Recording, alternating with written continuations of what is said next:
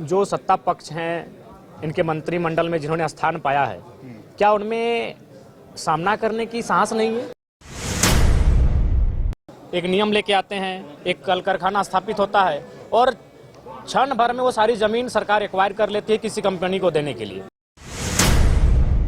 एक झटके में उसका परिवार अपने सड़क पे लाके खड़ा कर दिया। हम लोग छात्रों के साथ, मैंने पहले कहा, सदन के अंदर भी खड़े हैं और सदन के बाहर भी खड़े हैं।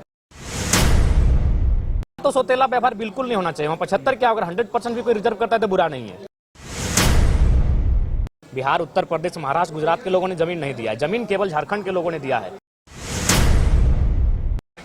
और हम चाहते हैं कि इस पर पुनर्समीक्षा हो। इसलिए हो क्योंकि निजी क्षेत्र की जब हम बात करते हैं तो निजी क्षेत्र में एक सवाल आता है कि निजी क्षेत्र का मतलब क्या होता है। निजी क्षेत्र का मतलब होता है उद्योग, निजी क्षेत्र का मतलब होता है प्लांट, निजी क्षेत्र का मतलब होता है किसी जमीन पर कोई कल कारखाना स्थापित हो। अब सवाल बनता है कि कल कारखाना के लिए जमीन भारत ने नहीं दिया है, पूरे भारत के लोगों ने नहीं दिया है। बिहार, उत्तर प्रदेश, महाराष्ट्र, गुजरात के लोगों ने जमीन नहीं दिया है, जमीन केवल झारखंड के लोगों ने दिया है। तो वहां तो सौतेला व्यवहार बिल्कुल नहीं होना चाहिए। वहाँ 75 क्या, अगर 100% भी कोई रिजर्व करता है तो बुरा नहीं है। इसलिए बुरा नहीं है क्योंकि वह जमीन उनकी एकमात्र पूंजी है, वह जमीन उनका एकमात्र सहारा है। लेकिन आप एक नियम लेके आते हैं, एक कल कारखाना स्थापित होता है और क्षण भर में वो सारी जमीन सरकार एक्वायर कर लेती है किसी कंपनी को देने के लिए। आपने तो विकास के नाम पर, उन्नति के नाम पर एक जमीन कंपनी को दे दिया। कंपनी ने लाखों करोड़ों का टर्नओवर किया, देश की उन्नति में काम आया, देश की अर्थव्यवस्था में काम आया। लेकिन उस किसान का क्या हुआ?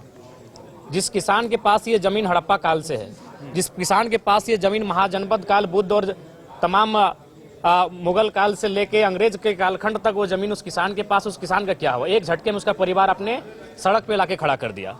तो इसलिए मेरा मानना है ये हाईकोर्ट को इस पर पुनर्विचार करना चाहिए। सरकार को फिर से मजबूती के साथ इस विधेयक को लागू करने के लिए प्रयासरत होना चाहिए, क्योंकि जमीन जिन लोगों ने दिया है वो झारखंड के लोग हैं। वहां तो किसी के साथ समझौता होना ही नहीं चाहिए।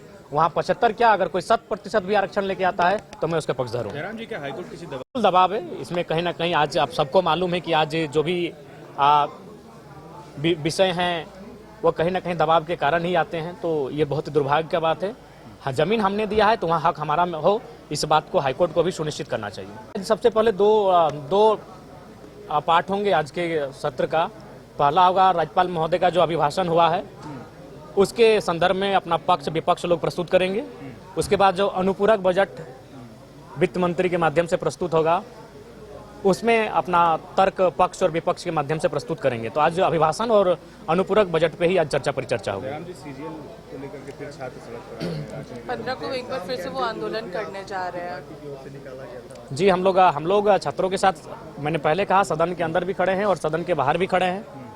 हमारी जो भूमिका है उस भूमिका में हम लोग जैसा पहले थे, आज भी उस भूमिका में हम लोग हैं। जयराम के विधायक बोल रहे कि खाली सीडी देकर के छात्र गुमराह कर रहा है, आयोग को भी परवाने नहीं है कि नहीं? अच्छा ठीक है, तो एक बार जो सत्ता पक्ष हैं इनके मंत्रिमंडल में जिन्होंने स्थान पाया है, क्या उनमें सामना करने की साहस नहीं है? परिस्थितियों का सामना किया जाए। आपको अगर लगता है कि छात्रों के एविडेंस, तर्क अगर बेबुनियाद हैं तो आप सामना करके उनको क्लियर कीजिए ना। अगर अगर आपको लगता है आप सांच हैं तो सांच को आँच कैसा जांच कीजिए। सांच को आँच नहीं होना चाहिए, उसकी जांच होनी चाहिए। और मैं आज फिर इस बात को सदन में उन दो विषयों के बीच इस विषय को मैं ऐड करके उठाने का प्रयास करूंगा। जी ठीक ठाक रहा, अच्छा ही रहा जी, ठीक ठाक रहा।